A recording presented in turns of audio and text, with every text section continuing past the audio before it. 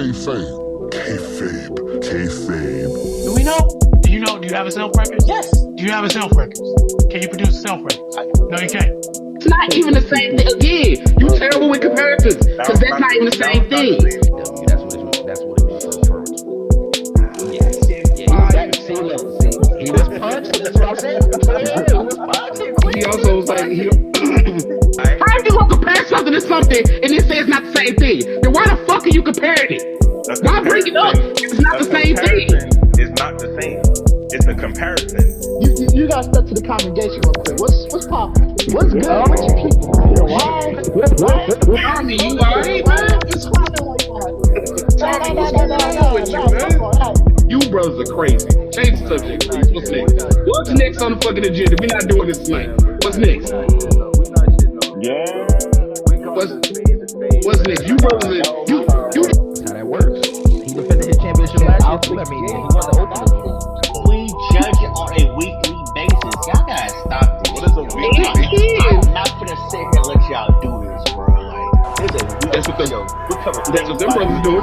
We're judging things bi-weekly. I'm tired of it too. I'm tired of it. Oh, I ain't gonna lie. That brother pulled up the punch. I'm not gonna lie. Yeah, he talking. But listen, Because you're a mark, and the people you employ are marks, and the people you listen to are marks. Friday Night SmackDown, brothers. I mean, coming off an hour tribute to the brother, it's only right that the show started with a 10-minute tribute to Hulk Hogan. That included a slight speech from Triple H, Paul Levesque, my fault, Scooter, from Paul Levesque.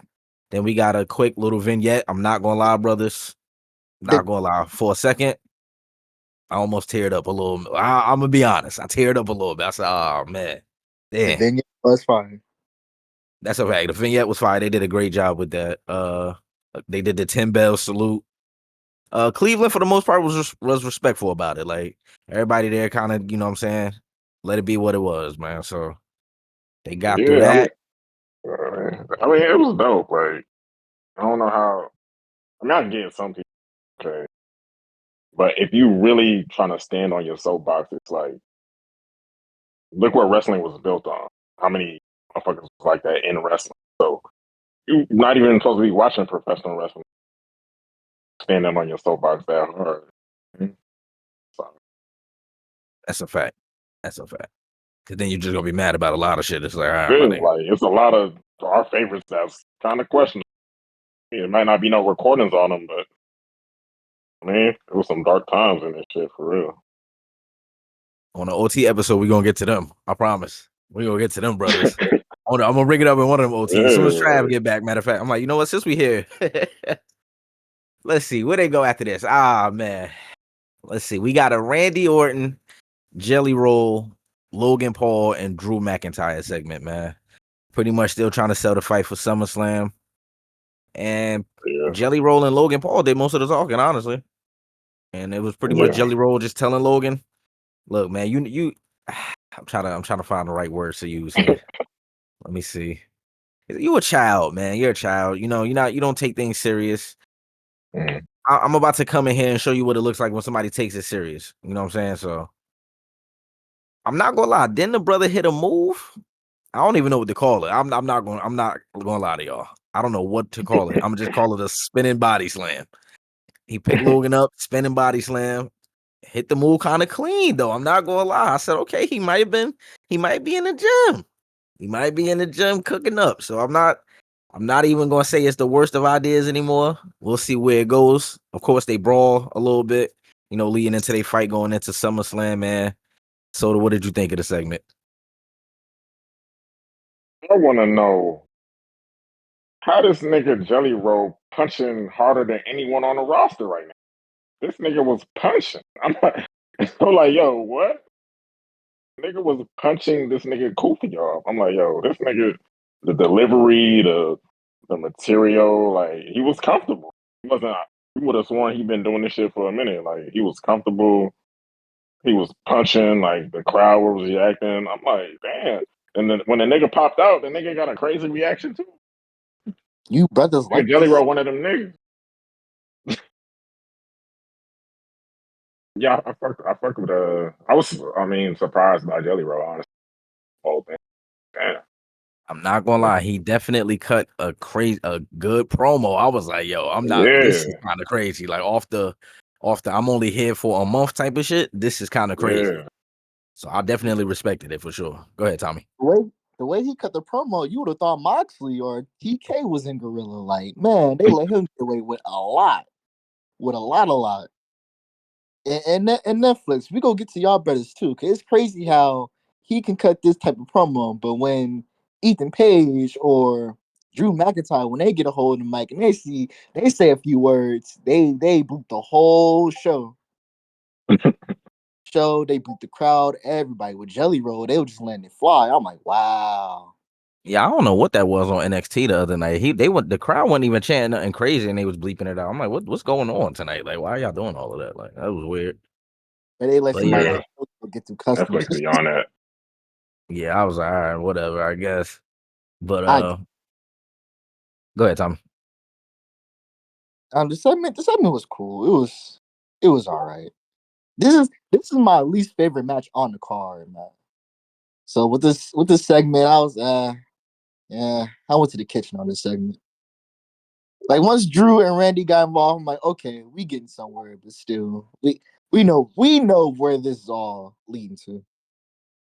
Yeah. Y'all I'm really think Jelly Roll go do numbers in the ring, man? Low key. The nigga Now might. listen, he might. I'm not gonna lie. When he gave an interview, I want to say that was with damn, who the fuck was it? Might have been with Pat McAfee, you know. Mhm. He was like he was training with Undertaker and Jacob Fatu came down there and wrestled with him for a couple hours.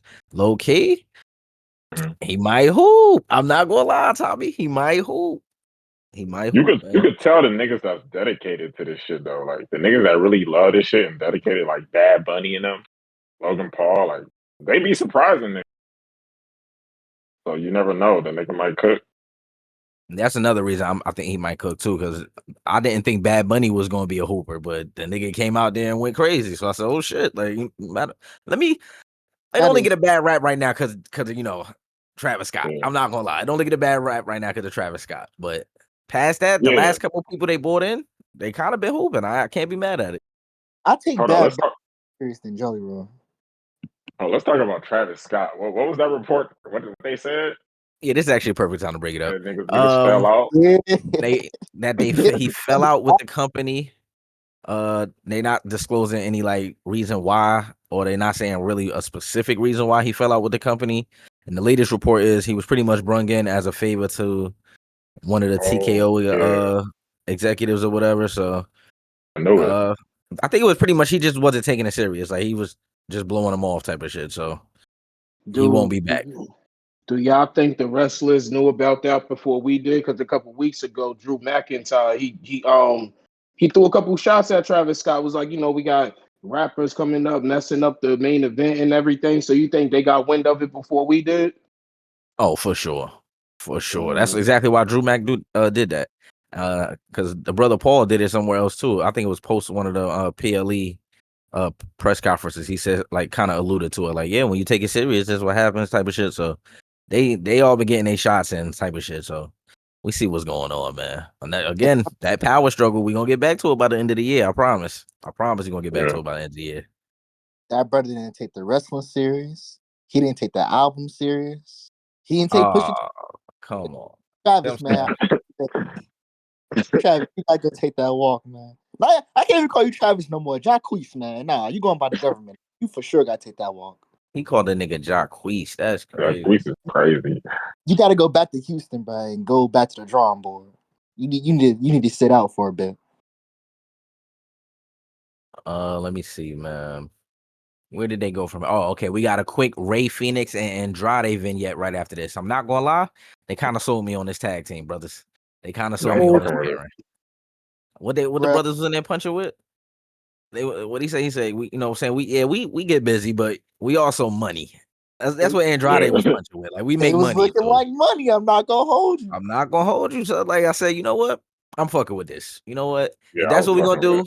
We keeping Ray Fenix on SmackDown. We ain't doing the whole pairing with Penta just yet.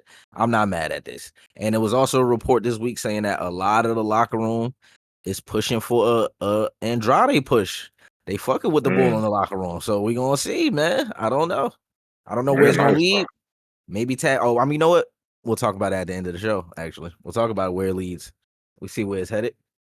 From here, they gave us out the gate Alexa Bliss versus Roxanne Perez, man. Of course, if you know, they got a tag team match coming up on SummerSlam.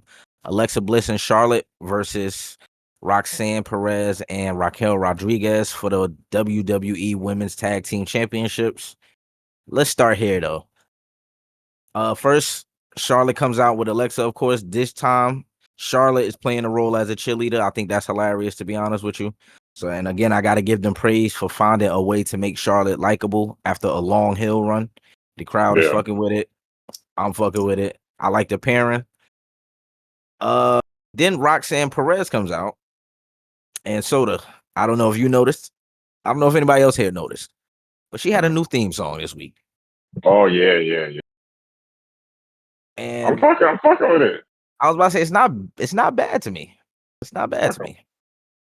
So okay, it's not one of Def Rebel's bad projects. I'm not mad at it. So At least it didn't say her name in the beginning. Roxanne Perez. yeah, Roxanne and Perez. then the beat please. drop, like I fuck with it. It's like a little remix of her original one.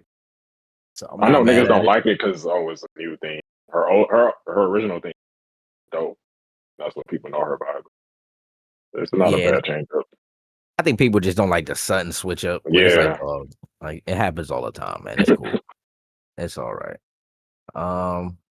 Yeah, we get to the match. I mean, good back and forth match between these ladies.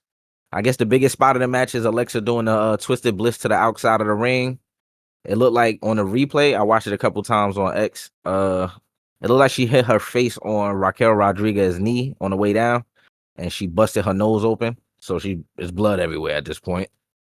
But you know, typical Judgment Day match, man. That's the best way to put it. Raquel gets involved, and Roxanne is able to get the victory, man. So she beats Alexa Bliss ahead of their match. What did y'all think, man? The match it was cool. Typical.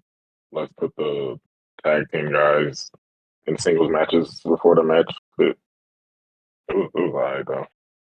Yeah. Next week, Charlotte versus Raquel.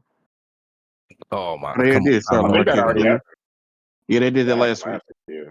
Oh, it was a nice little preview to what we could possibly see in the future as like singles competitors.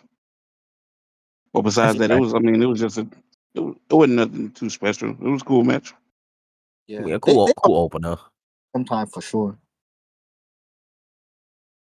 Yeah, I wasn't mad at it. It was a cool opener for SmackDown, especially like, of course, because it started off on a somber note too, especially, and then you followed it up with a in-ring segment and a vignette. It was a good match to start the show with. Right after that, we get backstage. Kathy Kelly is interviewing Jade Cargill. Wait, hold on. Jade. Go ahead. Quick question, Nico. I heard you give credit to the creators for making it fun for Charlotte again, and then I heard you say a couple weeks ago you even gave Alexa Bliss credit too. I saw a couple posts that they was doing little backstage stuff on like the internet when she was telling Charlotte like do the thing, and has Charlotte done this before, like the social media thing, or is this new also being that she teamed up with Alexa Bliss?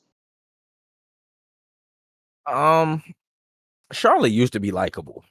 Like that's why I say I think it's just because of her very long hill run and how she dominated like the championship scene for so long that people was tired of it. They started booing her heavily and stuff like that. So it's just been a while since she got back to filling some chairs and shit like that. But she was like at one point in her career a likable character. As far as social media go, I don't really remember Charlotte being on like like how she just like how you just said with her and Alexa doing the social media thing together. I don't remember her doing none of that back then. But so like in that aspect, all of that's kind of new for her. But I think it looked fun. I don't know, maybe I'm the only one, but maybe y'all tell me. Like, it do look like she having fun. Like even when they laughed at the end because she told her to do it 3 times and she did, and then she did it on the 4th one. It dead ass looked like she is having fun. So that's why I'm wondering, like, has she ever had fun doing this shit, or she always had the queen rollout saying like I'm better than y'all, the nympho baby and all that stuff. So to see her like Yeah. this after people like not liking her is different to me. That's why I wanted to know, because I know you've been watching her more than all of us, so you will have a better idea of it than we do. I mean, Nah. all the wrestlers. Thing is, like, all the wrestlers have fun. It's just when you've been at the top for so long, like Nico said, like the crowd gets tired of you. Like it happened to Becky. It happens to everybody. I mean, the crowd just gets tired of you at the top. So it's like either you got to change the character, or you could keep doing the same character and take what comes with it with the crowd. That's a fact. I was about to say something, I forgot though, but yeah, just pretty much she oh, you know what it was? She also mentioned in that she did an interview earlier this year, I want to say. I forgot what it like where she did this interview. It might have been with a magazine, but she mentioned how it was right after the whole Tiffany Stratton thing where she mentioned her divorce and all of that. And she was talking about how she wanted to like start moving her character in the ring close to her real life. Like she wanted to be more Ashley Flair in the ring than Charlotte. So I think that's what we getting now. Like we're seeing the more fun side of her. And we're seeing her actual personality more compared to being the queen.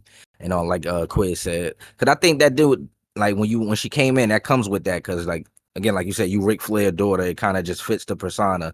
So you gotta play that character. It's almost like I don't want to say she was forced to play that character because at the end of the day, she clearly embraced it, right? But I think there is an added pressure when you come in as somebody's child and you good. Like it ain't like you lackluster at your job. You good at what you do too. So you kind of got to live up to this. Oh, I'm Ric Flair's daughter. I'm the queen around here. I'm gonna do everything my dad did here, just in the women's division type of thing. So now we get to see the other side where it's all right. Let me just show y'all my personality a little bit. I want to laugh and joke and have fun with my coworkers sometimes. So I think like you said, it's fun to see. Like I think we all see it on TV. It's playing out kind of cool. So that's why I wouldn't mind her and Alexa winning at SummerSlam either. Like let's have fun with the women's tag titles again. Like let's not hold them hostage. Yeah. Okay. So next, Kathy Kelly is backstage with Jade Cargill. Man, interview real quick. Salute to Jade Cargill. Okay, yeah, I just want to make sure it was gonna be a moment. Whoa, slow it. Come on, man. See what I'm saying? We almost got through the segment cleanly. Salute to that beautiful queen. Come on, man. Y'all saw what was going on, man. Salute. Pretty much, she just saying like next week I'm gonna shock the world. I'm gonna come home with the WWE Women's Championship, and everybody that got something to say about me, they're gonna eat their words next weekend. She walk off. Chelsea pull up, and Chelsea like, were you just talking to Jade Cargill? Why are we talking to her? She's an airhead. She's stupid. She doesn't even know what's going on around here. You know what I'm saying? Like, you should be talking to me and how I got screwed out of the Queen of the Ring tournament, actually, and how I've been screwed out of every opportunity since I lost my title around here. Now, what she didn't realize, Jade was standing right behind her when she was getting her bars off. So, of course, she turns around. You know what I'm saying? Jade go right for it. You know what I'm saying? Meek it, hit her right here. You know what I'm saying? Get her out of there. Let's drag you to the ring. We're going to have an impromptu match now. So we got Jade Cargill versus Chelsea Green out of this. Again, if you watch a Chelsea Green match, you kind of know what to expect here. Same thing with Jade. Chelsea, again, I always want to give Chelsea her credit when we talk about her. The ultimate professional in the ring. Okay, so she know how to make a match look good. So they had a good little back and forth. I want to say it was a quick little fade. You know what I'm saying? Of course, Jade gets the jaded off, pins Chelsea 1, 2, 3 heading into SummerSlam. But of course, the secret Hervis is there for a reason. So they pull up, they start packing up Jade for a little second. And then to my surprise, this is what was weird to me. Maybe I don't know. Maybe y'all could have a different perspective. But it was weird to me that Tiffany Stratton decided to come help Jade Cargill. Why is she coming to help? Like I didn't understand that part. Why are you coming to help your opponent next week? And I don't really get that. But all right, cool. She come down, help fight off this secret Hervis or whatever. And then in an interesting moment, they have a quick little face-to-face. Jade picks up the title. Tiffany tries to grab it, and they you know what I'm saying? Quick little tug of war real quick over the title. Eventually, Jade hands it to her, walks off, and lets her know, I'm coming for the belt next weekend, man. So what do we think about this whole little, quick little interview transition into an impromptu match thing, and what do we think about the match? I thought it was cool. I liked the segment. They let him fight. I thought at first I'm like, oh, there you got Chelsea. Chelsea Green is kind of like a jobber, but She was fighting though. I mean, it was a cool little phase. She got some offense. I think they trying to make I think they probably trying to make Tiffany more like likable, or like okay, I'm really a baby face to help the other baby face type of shit. That's what they're trying to do, because there's no heel here. They're both baby faces. I think they're just trying to boost up Tiffany Stratton as a baby face. But yeah, it was cool. So, quick little. Nico, man. I hate to be that guy, dog. And I know you rock with Jade, man, but I really man, I hate to do this. Nah, this match was cool though, man. The match was cool. I liked it. But the whole build up to it and this segment, this came off as like mad cartoony, and it was just super like generic. And it wasn't just this segment, it was most of the segments throughout the SmackDown. And I get it, because like the whole like Hogan thing, I'm pretty sure some stuff was like probably cutting out and just rewritten, but like this right here, man, nah, this shit was mad cartoony. They could just had the match. Like Chelsea right there, and then like Jade right behind her. She just turned around. It's like we done seen this before. Like, come on, man. Y'all couldn't give us anything new. But I guess the match was cool though. Chelsea did her thing, and then Tiffany came out. I'm not gonna hold y'all. That was like exactly, Nico. I was confused. Like, damn, why is Tiffany coming out here to help Jade? I get it. I feel like the match was cool for what it was, but overall, and the segment, it was just lazy booking, I felt like. But most of these segments was just not it for real. Jay did look good with the belt though. I'm not gonna hold you. Hold on. All right, let's relax a little bit. You got a little too excited when you said that. Hold on, I don't want no problems. I don't want no smoke. She was respectfully, she was looking good with the Hey, segment. I think she about to win that motherfucker. Huh? Yeah. I think she about to win that motherfucker. But let's watch our words when y'all talk about what we know the show. Let's see. No, Tommy, I kind of agree with you though. Because I think last week they did the video package with Jade and Tiffany Stratton that I thought was dope. Like they should have kept it at that. Like we should have did another one of those this week between them two, maybe. Like let her have the match with Chelsea, of course, but let's not do the in-ring segment part. Like I felt like that's where they dropping the ball at. Like okay, I'm agreeing with Soda too though. I feel like they're just trying to make Tiffany be a super baby face when clearly she's a natural heel. But because they both baby faces, we gotta make one look more of a baby face here. So that's what they're trying to do with Tiffany. But I get how you say it come off cartoony, because I felt like that about the first segment. Matter of fact, if I'm just gonna be honest about the jelly roll in them segment, I felt it was real cartoony. Like it was like, all right, my nigga, I see what's going on, but we gotta stop this. Like, what are we doing? Yeah. So I agree. I agree with that assessment. Let's see. Right after this, we got another segment backstage. I do want to get them credit with this too. I'll say this, because usually I do be like, I think it's Monday Night Raw, where the backstage segments they drag on too long or they just be boring sometimes. But NXT and SmackDown lately, they backstage segments been fire, and I like how they space them out throughout the shows with them being 2 hours. So I want to give them credit for that. We got another segment backstage with Alexa Bliss and Charlotte. Pretty much Charlotte was like, I'm sorry for what happened to your nose. But just know we can't do this at SummerSlam or we're not going to win a championship. And she was like, I'm just telling you this because, she said, I'm your, and then she was about to say teammate. And Alexa was like, oh, you almost said it. You're my friend. You know what I'm saying? So again, they having fun with the whole let's be friends thing. And then Charlotte teased her with that too. She said, I mean, if we win the championships at SummerSlam, I'll think about it. So I thought that was like cool little, funny little segment real quick. And then we got to, QB1. Captain America. Cody Rhodes himself, man. He pulled up, came to the ring. This time he had on the tracksuit. And so now this is why I'll be saying this nigga, I didn't mean to do this. I really did not mean to do this. But this is why I'll be saying he backwards sometimes. Like, because we will come to the ring to have physical confrontation with John Cena in a suit. But the very next week, he came out to give a speech in the tracksuit. What is happening, man? Or a suit I to a music said, park, and he could have wore that same tracksuit. Scooter, I just have a hard time understanding the brother, man. Like, I just don't be, what be going through my brother Cody head sometimes. But it's cool, man. But he gets in the ring. He pretty much gives another quick speech about Hulk Hogan and how he pretty much said the kind of things we said earlier. Like, we understand the balance and what's going on right now. Like, it's you get the good with the bad right now, but he's choosing to focus on just the wrestling icon and the character. So he pretty much gave that spiel. Then he got right to Jonathan Cena, man. He said, listen, man, next week when you pull up, I don't want the backwards title. We don't want the black arena when you come out here. We don't want none of that shit. Be you, brother. When you come out here, talk to Stu when you on the ramp.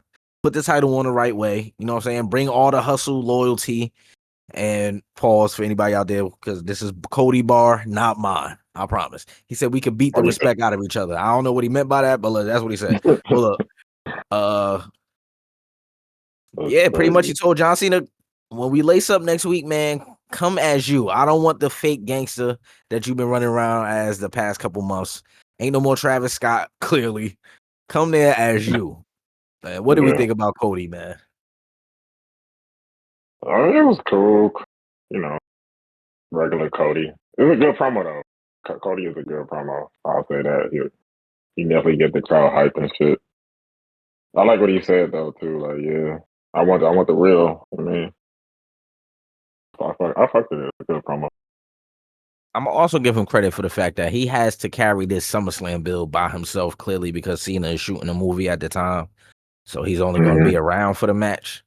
So I do want to give Cody that credit. He's kind of just built this match on his own outside of the, in-ring thing last week. So salute to that brother for that. Next. Come on, man. Next. Go ahead, Tommy. You got something to say about that segment? My bad. Before we move on. Nah, this was a dope segment. Cody did his thing, set his bars. Just like y'all said, man, he's selling this fight for real. Like, he's definitely the A side when it comes to this matchup so far. Shout out to Jonathan, Peacemaker 2 on the way. And yeah. Let's see. After that, we got right to Big Blood, man. Big Blood, Jacob Fatu was backstage. Pretty much, he said, last week you tried to have me arrested. You tried to put me in the cage, and I told y'all I ain't going back. You know what I'm saying? But then he said, Adam Pearce, he told me he gonna put me in the cage with you, though. I'll go in there for the United States title. It's me and you one-on-one. You know how he get into his bag, man. I'm a dog walk your ass. But we happen to be in Cleveland, Ohio. We happen to be in Cleveland, Ohio, man. Who else is from Cleveland, Ohio, brothers? That's right. Mike Mizanin, a.k.a. The Miz, pulls up mid-promo. And I'm not going to lie. He kind of shocked me, right? I'm not going to lie to you. He kind of shocked me right here. The brother pulled right up and started barking on Jacob. You the reason I've been out, you know what I'm saying? You put me on the show for 6 weeks. You know what I'm saying? I remember that. You thought I forgot? Nah, we ain't doing none of that. So this is what we're going to do. We in my hometown, me and you in the ring right now, and then slap the fire out of Jacob. I'm not going to lie. I said, oh, this nigga Miz has a death wish. Crazy. This nigga has a death wish, man. So, of course, again, we transition from this promo to a match right after this. We got Jacob Fatu versus The Miz, man. Come on, and they wasted no time with this. I'm not gonna lie. Of course, we got the good back and forth to start off. The Miz was kind of looking powerful at one point, so I ain't gonna lie. I said, "Oh shit, Miz is back." We are going to, you know, what I'm saying, we moved him away from Melo clearly, and he is back on his own. So we gonna see where this go. They're going back and forth, and then the good brother Solo Sikoa and the MFT show up. Man, the good, you know, what I'm saying, solo theme song go off. They show up in the entranceway and make their way to the ring. They even let the match. This how respectable Solo was on this night. He said, I'm gonna wait to pack you up.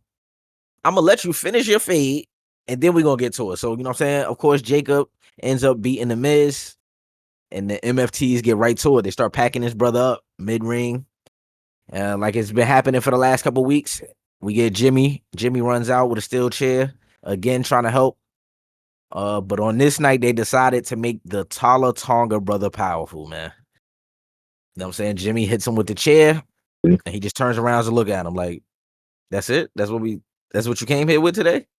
I got something for you. You know what I'm saying? They packed Jimmy up, packed Jacob up, and pretty much they stood tall mid ring heading into SummerSlam. Solo stood there with the belt in the air. I'm not gonna lie, kind of powerful. I ain't gonna lie to niggas. It was kind of powerful to see Solo standing there like that. What do we think about the segment, man? I don't know. I thought for me it was kind of weird that they just smacked the shit out of Jacob and Jacob didn't do nothing. I felt like they should have just got it cracking right there, like how they usually do. You know what I mean? Like fight from the backstage all the way to the front stage. So yeah, I was like, wait, he just smacked the shit out of this nigga and he ain't do nothing. Like, crazy. Yeah, Jacob ain't punch on him backstage. That was odd. I was like, wait, come on, man. The Samoan werewolf usually get right to the hand and feet action. Like, what's going on, man? Yeah, they should have started the match from there. That would have been fire. Like Jade and Chelsea did, matter of fact, like how they fought on their way to the ring. It should have went just like that if we was gonna do that. Like, go ahead, Tommy. Crazy. Nah, right here, this is where SmackDown really started to like turn up. You feel me? Like next segment out the gate, it was fire. Miz came back. He came back talking crazy to Big Blood. I was like, all right, we here. Smack the win. Smack fire. See, bro, he smacked this is his smell loose. I'm like, damn, like Jacob, just gonna let that happen? But Jacob's like, all right, nah, this is the type of fight that I want. This is the type of fight that I need. So I'm like, all right, cool, we here. You know, they go in the ring, they do their thing, you feel me? Miz was getting over at a certain point, but then Jacob came back in with the offense and just caught the body. And then I did like the whole like the bloodline, well, not the bloodline, the MFT, they came out, distracted Jacob. I thought that was really dope. And like you said, man, like, oh, we gonna let you finish your match. Once you done, we go pack you out. And then soon as Jacob caught the dub, man, Julian came out the cut and just just started decking him. I'm like, damn, like, all right. But like this, from the opening segment to the match, towards the end with the MTFs, this was like the best part of SmackDown to me, at least. But this is where they really started to cook, man. This was dope. I like how they got what's his name? The tall Samoan dude. I'm forgetting his name. Tala Tonga. That's what they call him. I didn't make that up. That's what they call him. Hakaleo though. But Hakaleo. That's what Hakaleo. It's dope how they building him and like making him look powerful within the group. Like he's starting to look like that Kevin Nash type like archetype like in the dude. Yeah. Like how like in the bloodline, like the original bloodline, they had like the enforcer. It's dope how they to be like the enforcer of that group. All right, quick question for brothers. What do we see this version of like how can I put it? Because we know War Games is going to happen this year. Do we see them in War Games, or do y'all think is a more of a chance that we see the OG bloodline of War Games?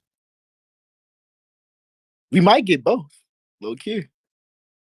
Yeah, it might be some type of combination with the old. I don't know if they're gonna go back to that story. Because if you, I guess whoever has the biggest story at the. Actually, I just reminded me. One of y'all, I think it was my bad, Tommy. I think it's Bug. Matter of fact, real quick before Tommy finish, Bug, if you can, I know you had posted the SummerSlam card and shit. If you find it again, post it in this in the OT room chat and shit real quick, so I could bring it up later. My bad, Tommy. Go ahead. No, I don't know if they would run that whole storyline back, but if they do, you got the MFTs. What will be like the team like on the original bloodline side? Cause like you got the Usos, you got Roman, but would you put Jacob or like Sammy to have as that fourth person? Like how would they even like write that in, They'd probably do Sammy or Jacob. Have Roman and Jacob link up. That'll be powerful. If you think about it, though, I think they're going to put Roman and them in the War Games against Seth and them. So it kind of do make sense for Jacob to be on Roman and them team because he did had a little stare down with Braun Breaker and him and Bronson Reed went back and forth. So that would make sense in that aspect. I'm not gonna lie, heel. That shit would be like Okay. imagine Rollins and Solo link. That'd be powerful too, though. Rollins Okay. and Solo, that would be powerful versus Roman and Jacob. I'm not I mad ain't at mad. it. Solo I ain't tried mad it. at that. Solo tried it, man. He said, "Look, I need you," but you know he called him Timu. He called him Timu Roman. I ain't gonna hold you. He's like, I'll forgive you this time. Let bygones be bygones. I wouldn't be mad at that though. Either way, I just thought about that off the top of my head. Like, I wonder what the War Games matchup going to be. But I'm almost I'm certain it's tired going of to be War Games though. Yeah, I think we all come to that agreement. I think they should just leave that for NXT at this point because I feel like NXT would do it better. But Yeah. we know they're gonna do it this year, unfortunately. I mean, we'll talk about it when they come up though. Let's see. Next, we got a backstage interview from the Street Profits. Once again, this time they had B-Fab with them, so it looks like that whole team of B-Fab and Michin is now Here. done. She is back with the That's the Street shit we was talking Profits. about. It's like now she just back with these niggas again. She ain't been with Gotta, these niggas in like you feel me? months. Like you put her Been doing together her with own thing. the makeshift tag team. Did they even make Evolution? I don't know if her and They Michin might were have been even in in the that battle royale. Royal Rumble, I think. Yeah, I think she was in it, and I don't think about it. Yeah, they I was in feel the like I saw battle her. royal because they did that nasty ass twerk. Oh, okay, Yeah, gotcha. the long backs. The long back. So yeah, she Crazy. popped up backstage with the Street Profits. They being interviewed by Kathy Kelly. Pretty much them saying like, man, we just they had a legitimate gripe here. I'm not gonna lie. They said we just don't understand how things was working around here. Like we get it, we just lost the titles, but we didn't even get put in the number one contenders match. We don't get that opportunity. Then he said, it is what it is though. We don't have a problem fighting our way back to the titles. It's cool if that's how I gotta go. And just like over the last couple of weeks, how it's been going, DIY pulls up, man. And they get right to it. Like, y'all still over here crying, dog. Like, get to the back of the line. That's what Johnny Gargano was telling him. First of all, take the Cleveland baseball jersey off. You're not from here. I'm from here. Take it off. Second of all, get to the back of the line. Y'all still crying. Y'all fumbled. That's pretty much it. Y'all fumbled it. Y'all had the opportunity and y'all fumbled. Of course, they laugh at him and say, yeah, that's funny coming from you guys who lost the title to us. And you actually kicked your partner last week. So fumble. I think that's y'all the definition of that. So that ends. And again, we get another backstage segment. We get night of backstage segments, man. We get an appearance finally from the new U.S. Women's Champion, Julia. On this night, she pulled up with a returning Kiana James in a managerial role, man. I'm not gonna lie. When Kiana James popped up, I said, "Oh shit, I'm not mad at this. This kind of makes sense, low-key. Like, this is a perfect role for her. Julia could use her. You know what I'm saying? So this kind of makes sense. Same That time, was crazy. yeah, that was crazy. I did not expect I'm that. like, I'm not gonna lie. damn, I ain't seen her in like a year and a half. At the same time, Zelina Vega pulls up. She got on the all black, looked like she going for, you know what I'm saying? Look like we seen a different Zelina Vega lately. She may be going heel. We'll see where this leads, which I also want to bring up in the future. If she does go heel, there has to be, like we saw with the immediate change to Roxanne Perez's music. I'm talking the very next time she hits the ring, there should be new music if she's going to be presented as a heel. Because there's no fucking way she's walking in there to the SmackDown intro and being a heel. It's no way. But Yeah. pretty much they have a quick back and forth. She's like, man, I want my rematch for my title. That's just what this is. What's up? And she said, we already kind of talked to Nick Aldis and set for next week. So pull up next week and you'll have your match right before SummerSlam. So on the Friday before SummerSlam, we actually get two announcements here, which actually, if you think about it, makes sense with the people involved. We get Julia versus Zelina Vega for the United States title next week. And we also get Damian Priest versus Aleister Black on the SmackDown before SummerSlam next week. Yeah. Let's get to the main event, man. Let's get to the main event. Go ahead, Tommy. Oh no, the segment was cool. Salute to Kiana, man. It's been a minute since we saw her hoop in the ring, but yeah, salute to them ladies. Then we get to the main event on this Friday evening. We get Andrade, the team of Andrade and Ray Fenix. They're going after the tag team titles on this night. the Wyatt Six, your tag team champions. Yeah. We could get right to it, man. I'm not gonna lie, we could get right to it. Of course, with the 4 people involved in this match, we had Andrade, Ray Fenix, Gacy. His whole name is escaping me for some reason right now. I don't know what's his name. What's his entire name? Joe. Joe, right? Joe Okay, so Gacy. Joe Gacy and Dexter Loomis. So these 4 brothers in the ring, if you know anything about them, this has the potential to be absolute hoops that goes on to end this show. You feel me? So I feel like that's how it started. You know what I'm saying? They was taking us in that direction where we're about to get a fucking fire match out of this. But again, if you have watched SmackDown for the past month and a half, these tag team matches clearly do not get finishes. That's just what it is. On this night, it ends in a DQ. I forgot why it ended in DQ, to be honest with you. Why did it end in DQ? Oh, in the dumbest way. It ended What's her? in DQ in the dumbest way. Nikki Cross. Oh, yep. Went for the pin. Nikki Yeah. Cross pulled the referee. And then she just called for the bell. And Nico, I'm gonna let you finish, but when this happened, I was so confused. I had to look at my screen like, I've seen this before. I've seen this too many times. And usually when this happens, the match keeps going. So why did they ring for the bell? That's I promise I was confused. I'm like, so okay, so the match ends in DQ, I guess, whatever. I was And then for the next 5 to 10 minutes of the show, the entire tag team division pulled up and decided to brawl on this Friday evening. And don't get me wrong. I'm a Attitude Era guy. You feel me? So the brawls ending shows, I'm not really mad at. I'm really not mad at it. And being that, to me, again, this is just to me. I don't know how anybody else feels. This is the hottest tag division in wrestling resides on SmackDown right now. So they found a way to end it fire, I guess. The match didn't end clean, but they found a way to end the segment fire. And then, of course, Nick Aldis pulls up and he says, you know what? I had enough of all of y'all. This is what we're going to do. And if I'm going to be even more honest on tonight's show, I'm breaking kayfabe here. They gave us something we've been asking for, man. They gave us something we finally been asking for. So he announced SummerSlam Night 1, if I'm not mistaken. We'll get to that in a second. I see a book posted it for me. We get a TLC match for the tag team titles SummerSlam, man. We finally get the tag team championships on a PLE, and I think SmackDown is more of deserving to be the division that does it. Raw clearly don't have nothing going on over there. So it's gonna be everybody. We get Andrade, Ray Fenix, Wyatt Six, Street Profits, DIY, and the Motor City Machine Guns. I feel like I'm leaving somebody out. Oh, and Fraxium. We get all the teams. TLC match, SummerSlam, man. What did y'all think when we get this announcement? I thought it was fire. I thought ending was fire.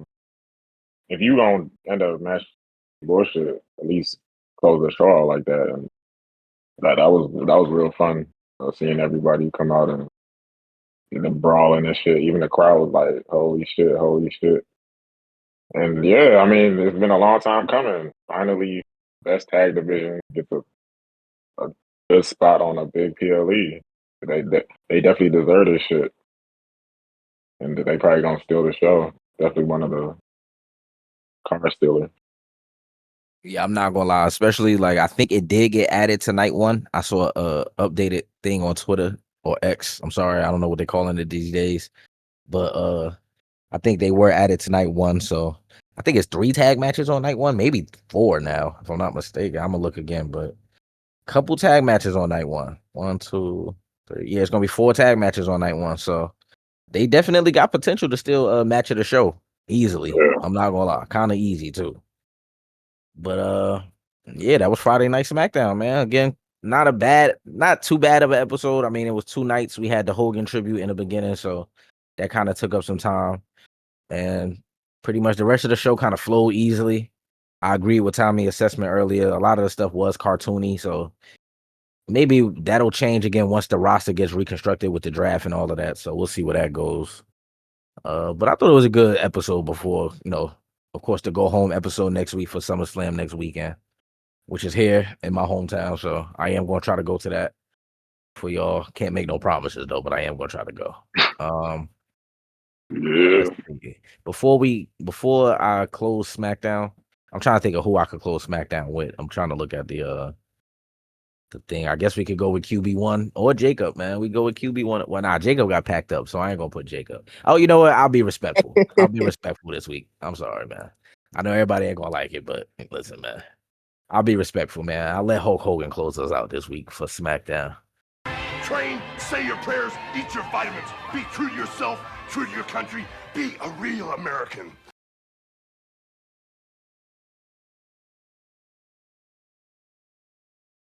Be sure to like, comment, and subscribe to the channel, as well as hit that notification bell to stay alerted.